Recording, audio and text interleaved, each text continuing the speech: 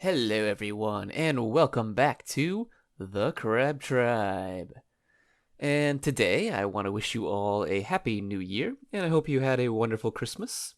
And since it is my break, I figure I will give you a short little update on a combo that I'm adding to my Skeleton Ship deck.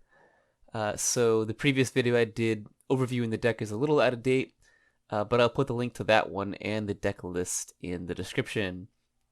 So jumping right into it, we have three cards.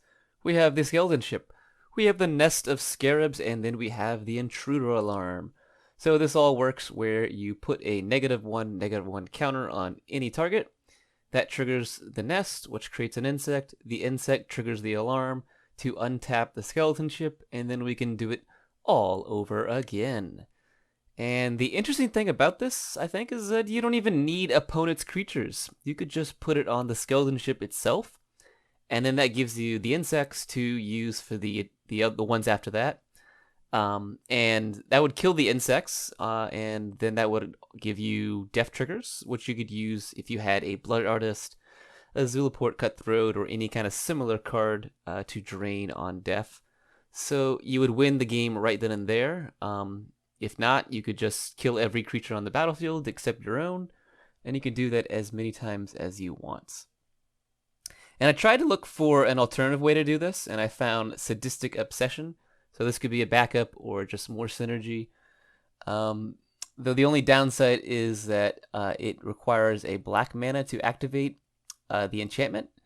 So you will need like a Phyrexian Altar or maybe a card that gives mana on a death trigger. Because then you could repeat the process. So you just kill the insects as they enter, and that'll give you mana to repeat the process using the enchantments. That's another way to do it. By the way, I wanted to tell you that you can use Panharmonicon in a deck like this because Intruder Alarm is enter the battlefields of a creature. So it will trigger an additional time with Panharmonicon, and that gives you an additional response to it with your Skeleton Ship or any kind of tap creature. You could tap it in response to the first trigger, and then in response to the second trigger, and both times that they resolve, it'll come back untapped.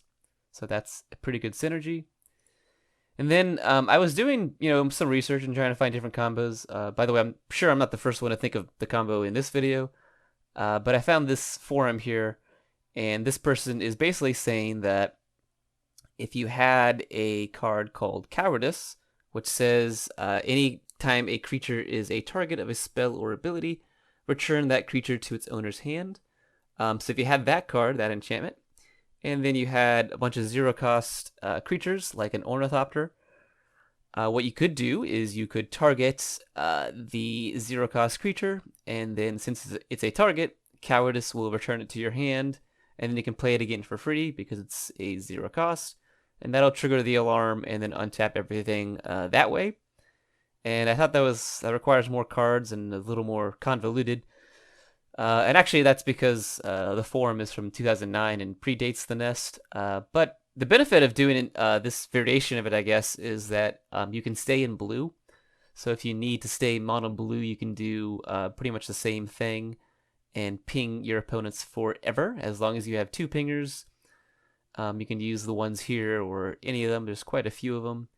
And you use one to hit the Ornithopter and all the others to hit your opponents, and you can win that same turn.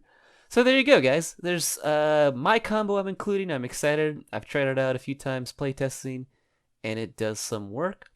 And if you like it, you can include it in your decks. And if not, or if you have ways to improve this, let me know. Let us know in the comments, and I'd love to hear from you. And stay safe. And I'll see you around.